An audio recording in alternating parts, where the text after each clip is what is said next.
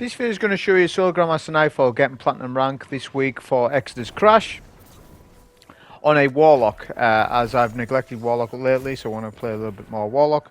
As you can see, I'm on Void, not Arc, just because, well, it's pretty straightforward why I'm not on Arc. Also, with Exodus Crash, it calls for Voidwalker. Voidwalker is actually very good in this, and I'll show you why. Now, I'm using Contraverse Hold with a twist. I'm using Axion Bolts. The reason for that is that the Axion Bolts track enemies. Yeah? So, it'll become clear later on in the run why I'm on that. It isn't a more powerful grenade than Vortex. Vortex is the better play, generally speaking. But for this and how we're going to do the boss so that people can get the clear, because people will struggle to do this without the exploit that I'm going to show at the end. On a Warlock at least. So we're just collecting the pulses, right?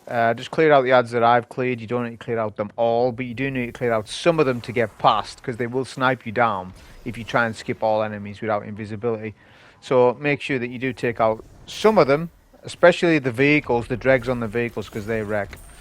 So I'm going to lead with a grenade on the shanks, on the center platform, and then make sure you take down the sniper right in front of you. There's a sniper to your right, so be careful with cover.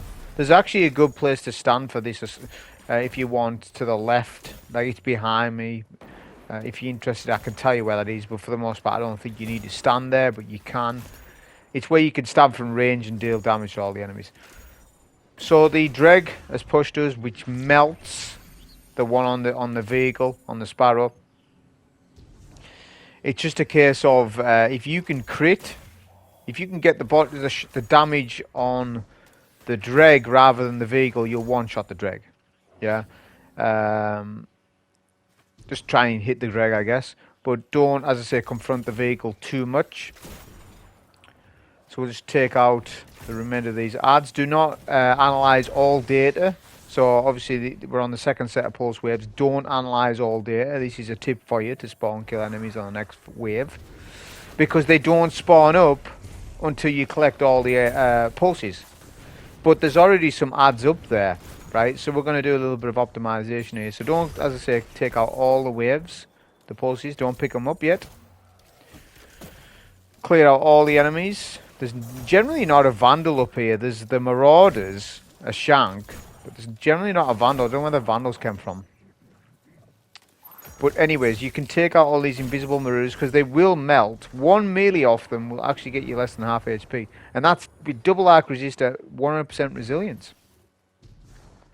The build is a little bit different as well, because I'm not using Chaos Accelerant Devour.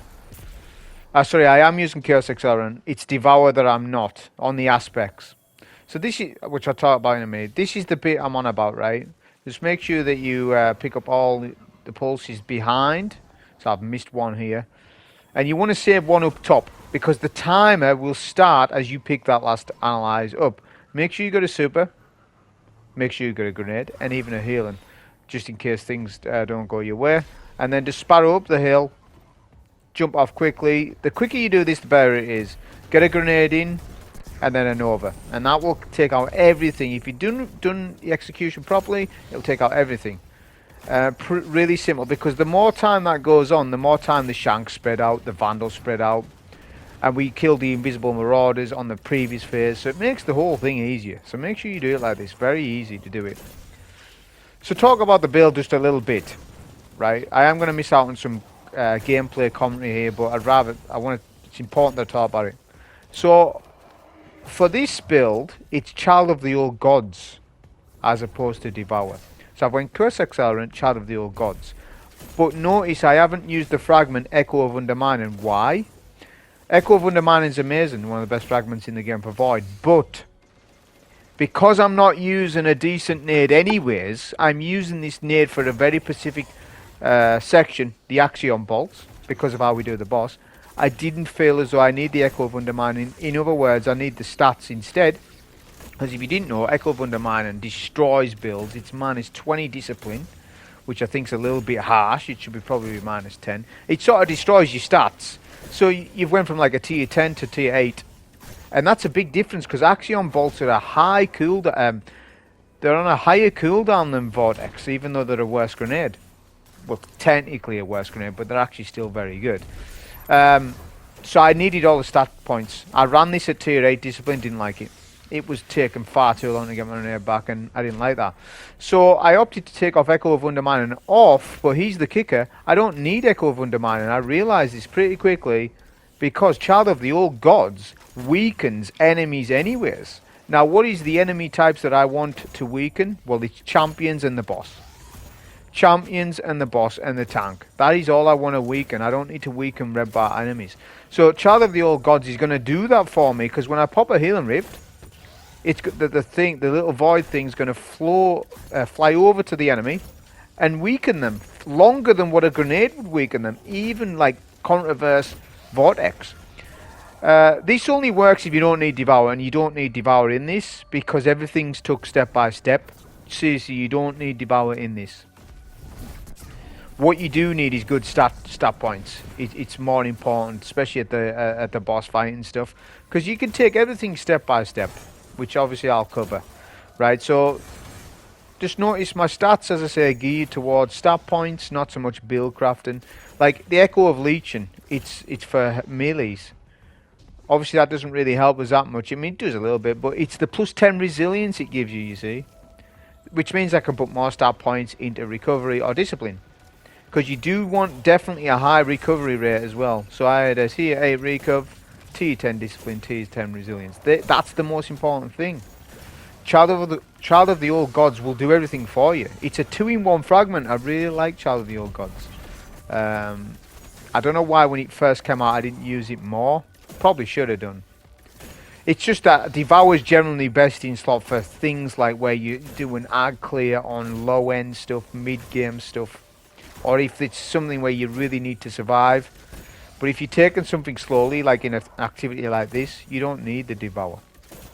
As not only that, we've got Le Monarque. Le Monarque will give us definite healing on champ kills, which is a lot of champs. And on red bars, every now and then you'll get it on red bars. So you're getting enough healing. We've got healing rift up, right? We're getting enough of everything really healing wise. So it's overkill to run Devour for this. So with this section there, it's key that you clear out the ads. Notice I even Nova bombed as I entered this room because it's so important to get those dregs down. The dregs are the danger here, not the champs, because if you take the champs from a distance, the dregs will nade your life away while you're trying to kill the champs, and they will constantly nade you. So those dregs on that first phase need to be taken care of straight away. Right, once you've done that, you can isolate each champ as I just did. Right, now with the plate mechanic, right, because it's the plate room,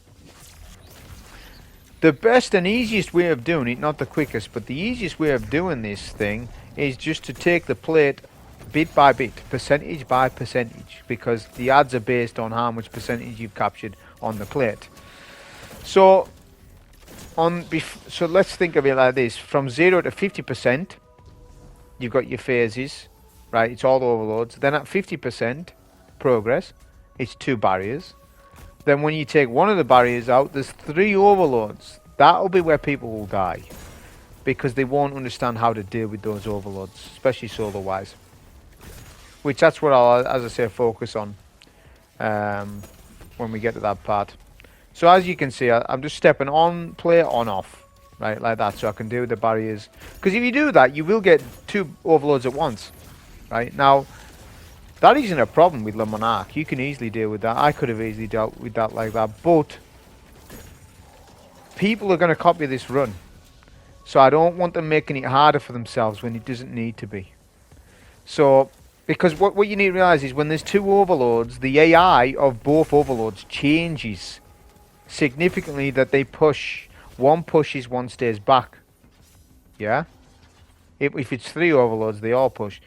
But if it's just 1 by 1 like that, they're docile. They're gonna not push as much. Less risk, less danger when you take on 1 overload at a time. When it's 3 overloads, there's nothing you can do because they all spawn at once. You can't reduce the number, but what you can do is control them. which I'll, as I say, I'll cover when we get to there. Jump off right before 50%. That's just another little thing, because you're gonna have some wretches that are gonna get in your way when you're dealing with the barrier and stuff. So just take out all those. Make sure the room's clear before 50%. That is the tip. You get the 2 barriers in, which are not threatening. They do void damage. It's an arc GM, so they're not gonna. They're very tame. We're just gonna preempt this barrier by doing some initial damage with our Monarque. We'll get a nade down. The nade isn't gonna do the damage. I could have swore Axions used to do more damage than this, because they buffed them last year. Was it last year? Because I made a video about it, and it was in this exact same GM using Axion Bolts. So whether they've turned them down, I don't know, but that was unbeknown to me. I'm almost certain they done more damage than what they're doing now. I'm not sure, but as I said, I'm not like gonna look through all the patch notes, because that's just totally not me to sort of do that. I'll just play the game and make a judgment, because I haven't heard anything about Axion Bolts for a long time. So, but they don't feel as powerful as when they buffed them, because they did a major buff with Axions. So this is the 3 overloads. You push all the way back here to this corner. Now you need to bait the overlord. You need to aggro them to you, because if they don't see you, they will sort of just shoot, but behind the stairs, like at the very top. But you need to get to the point where when you stun them. Now look at this overload. Look at that. Generally they don't do that. Got to keep an eye on stuff like that.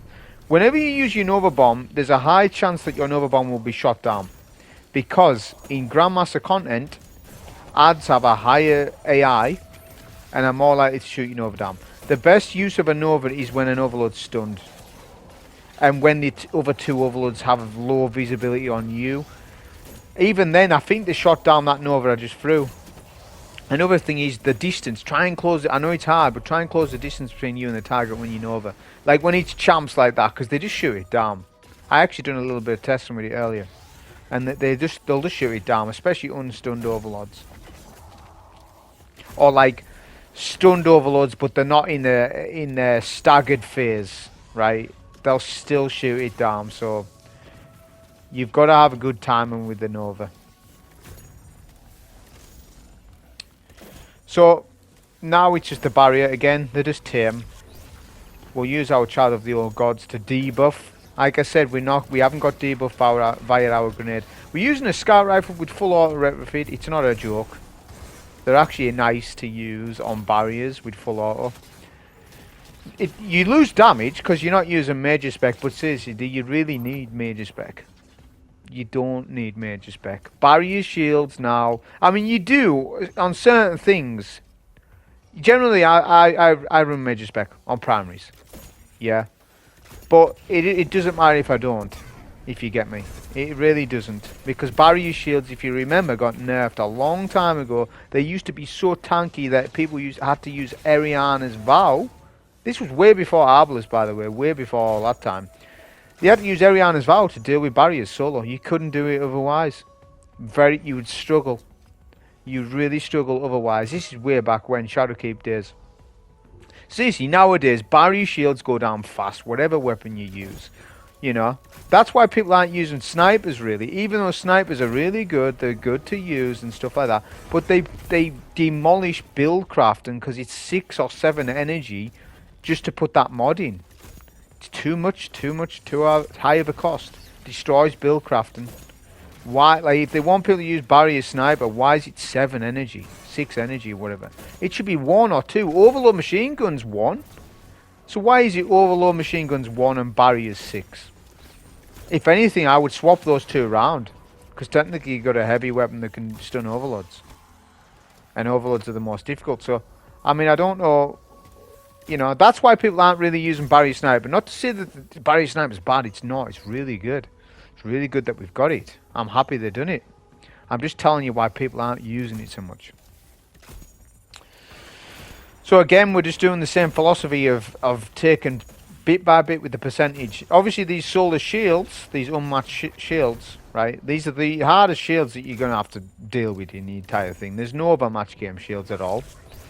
So make use of your Child of the Old Gods. It has a good range as well. It will go to that target. I don't know what the range drop off is, like meterage. I would like to know that, but I'm not sure. But it does a good job because obviously it's going to weaken them, so the Monarque's going to do even more damage. I can whip out my heavy because there's lots of bricks because I've got ammo finders on and stuff like that. So I've got, and the Monarque generates the heavy because it's an exotic primary, remember, don't forget that. So that's why I'm going to get more bricks. Bear in mind, most of them are going to be ammo finder ones, so they're going to be like 3 shots, which is less. But it's still heavy nonetheless. It means that my goal is, after all this, is that I'll leave here with as much heavy as possible. Right? So that, you know, you're filled up and ready to go for the tank, because the tank's quite an annoying section coming up.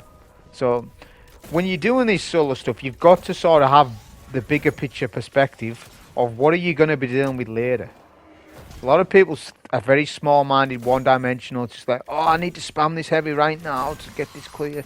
But then they forget about the rest of it, of what you're doing. And it's the same thing with everything, like activity-wise, unless it's got banners in it. Like, you know, if it's an activity with banners in, that's different. But that's what makes Nightfalls quite unique, because ammo efficiency comes into the play then, right? Then you've got to manage your ammo a little bit better and stuff like that. So we're coming to the patrol section, right? This shouldn't even really be in the game, be in this strike, but it is. So you've just got to pick up the pulse waves. This is actually a place where I can see people dying, because even though you're in a GM Nightfall, it's got some rules that obey patrol and some rules that obey GM. So the ads can hit you hard, but they're not GM ads. They will go down quicker than a standard GM ad, but they will hit the same damage what a GM ad would. Yeah? So it's kind of, you think you're fine and you're not.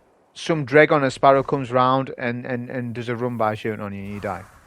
So it's a case of you've got to really be careful in that zone I was just at. Like if there's public events going on, don't go anywhere near it. Because you will, as I said, you'll take that GM damage off those enemies, even though it's a patrol zone. So we've got that tank to kill. This is the section I recommend that you go and try and get charge of light as well. Obviously I've got high energy fire on. Whilst doing that, take out the sniper at this side, because this sniper, he isn't always here, because maybe a blueberry's killed these ads, but maybe not. It just depends. But I recommend you check, because that sniper's just going to hit you in the back while you're trying to kill the tank. And the sniper will two-shot you, even with the best resilience stats and all that. It'll two-shot. So make sure that area behind you is clear. But I also got Charge of Light, which is handy. So high energy fire will stack with Child of the Old Gods. So we'll proc Child of the Old Gods, and then we'll start doing some heavy. We'll do heavy to various legs. Don't just focus on one leg, because you'll get more damage in this way if you do it like that. You try and get more damage. Look, we broke 2 legs. So the tank's almost dead. Right, so the only problem was the tank was facing the Vex Minotaur, so I couldn't get my crits. Right, no matter what I done, I just couldn't get crits on the tank. In the core section.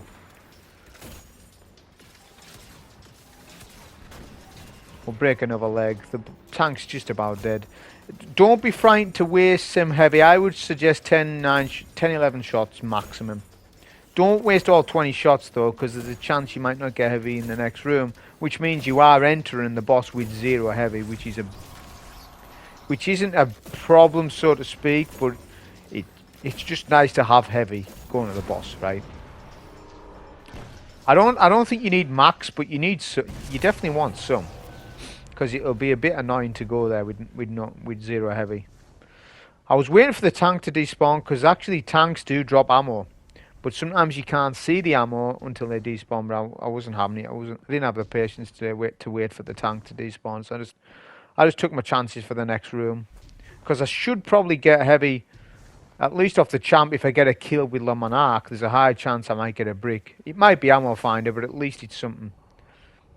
Your goal in this room is to try and stun the overload there, right? But try and keep pressure on the overload. Because once the overload gets below half HP, the overload wants to push up the stairs. Look at that. So the damage, the damage I've just done there is actually a waste of time. That's fine though, and we wasted a rift. So that was sort of a negative there, but that's fine. The Overlord's pushed to this balcony area, which is also a really good area. If you want to be more patient, you can actually take out all the adds, and then the Overlord will push this zone, and you can just do with the Overlord from here.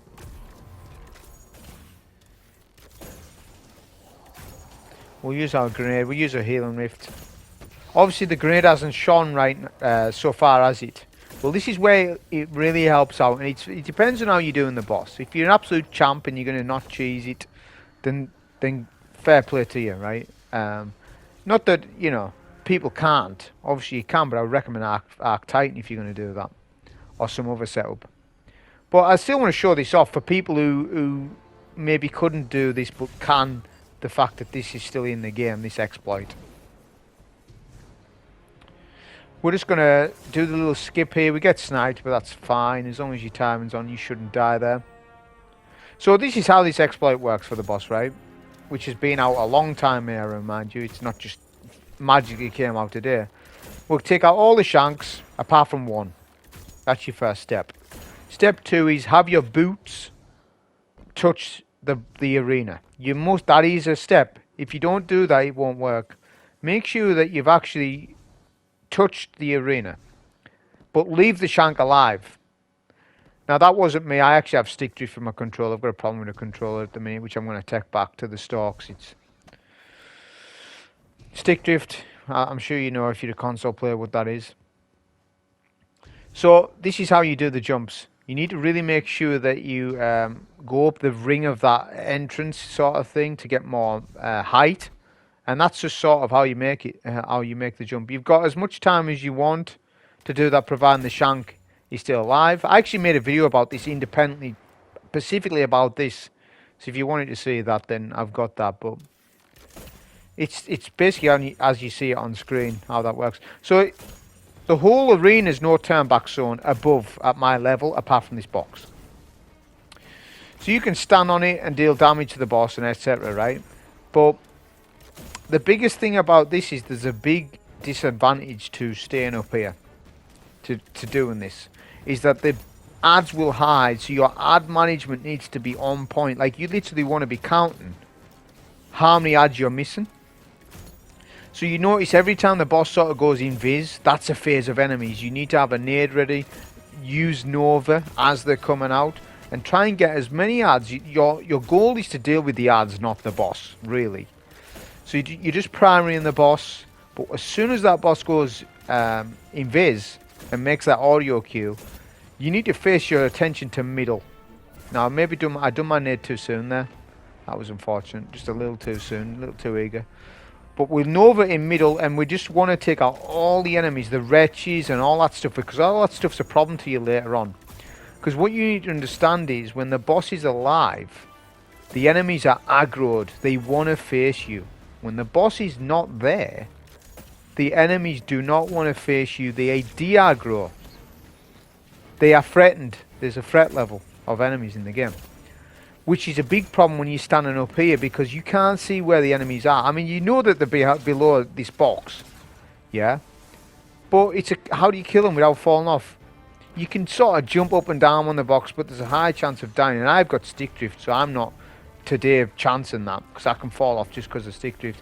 So it's a case of the Axion below you is going to track the enemies and flush them out. Like, look at that. That enemy was weak. Axion didn't kill him, but it flushed him out, which means I'm not, because if you fall off the box, you need to understand, if you fall off the box, the whole strat's gone, and then you're on a legit run. This build isn't optimized for a legit run. Like I said, a legit run would be like Arc Titan or some good hunter setup, or if you're gonna do it on Warlock, maybe like a Devour build. I didn't have Devour on because obviously the setup's all geared to this, yeah, with the Chablo of the Old Gods and all that stuff and good stats. So, you know, I didn't go that way with it, because that was the intention from the start, to do this run.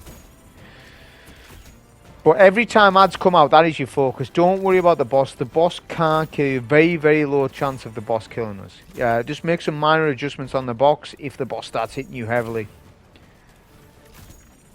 So here's a little bit of an issue here that we have, and I bet you probably didn't know this, but if you'll get an initial barrier, Like 1, yeah?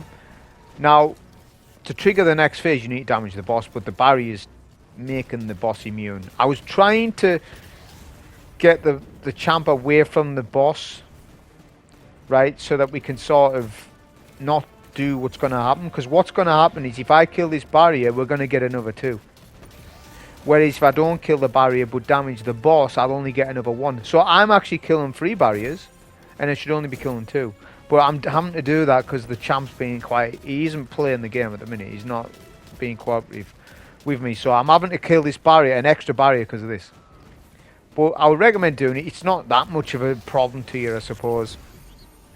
The barriers aren't. They're not going to teleport out of your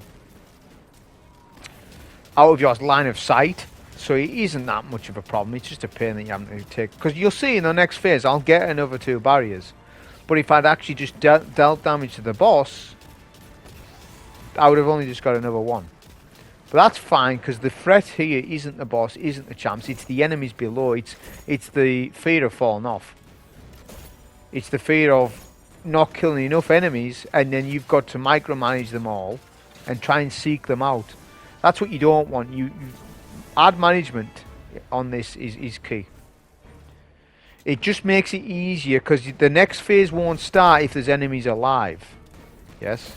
And you'll know if it's the next phase because all the exploder shanks will explode. You'll know that they've been taken out. So we do a Nova as those ads are coming out, and we're really trying to focus the ads. Like I say, the boss is not really a priority. You'll do a bit of damage here and there, but the boss is by no means tanky. So you can do massive damage to this boss, especially if you had high energy fire with the with Chablo gods and then start spamming heavy. You can do massive damage. I'm gonna do some now. Actually, we haven't got charge of light, so now it's the 2 barriers. So like I say, I'm getting 3 barriers now, but as I said, it's not a big deal. Scout's actually doing really well. It's not it is a crafted one, but it's not an absolute god roll one. I can't even mind the name of the gun. It's a very good scout though. Just its rate of fire, it's just really good. I think I've got triple tap explosive on it. It's just a change. What you need to understand is I do know like what the best scouts are, like Hung Jury and Night Watch and stuff, but it does get boring using like Hung Jury constantly. So I switch it up a little bit, just as I said, just feels a little bit fresh, even though it's doing the same job as what maybe Hung Jury would do. It's just a different gun model to look at. Sometimes you just get a little bit boring playing this game where you're just using the same old weapons. So, you know, but not to mention it is a very good scout, and it's got full auto in it. You could put Major Spec in it, but I actually quite like the utility of just full auto blasting down a shield. Like, look at that, that's really decent. And do you really need Major Spec? I've said that before. Do you really need 8% damage? No, you don't, not really. Auto rifles, yes, because auto rifles suffer greatly from range drop off, and they really do need the Major Spec. But like a scout, no, not really. It ain't gonna make the difference between you stunning the shield and stunning the shield. So what's the difference, really? So the next phase hasn't started, so this is what I was on about. But this can be actually harder than what it was for me, because there's only 1 ad left. So I done good management there. If you don't do good management, you could have 5, 6 ads, some wretches hiding behind blocks and all that stuff. That's what makes the Axion so good for this, is because it seeks out all the enemies for you. Now notice I've got Nova Bomb.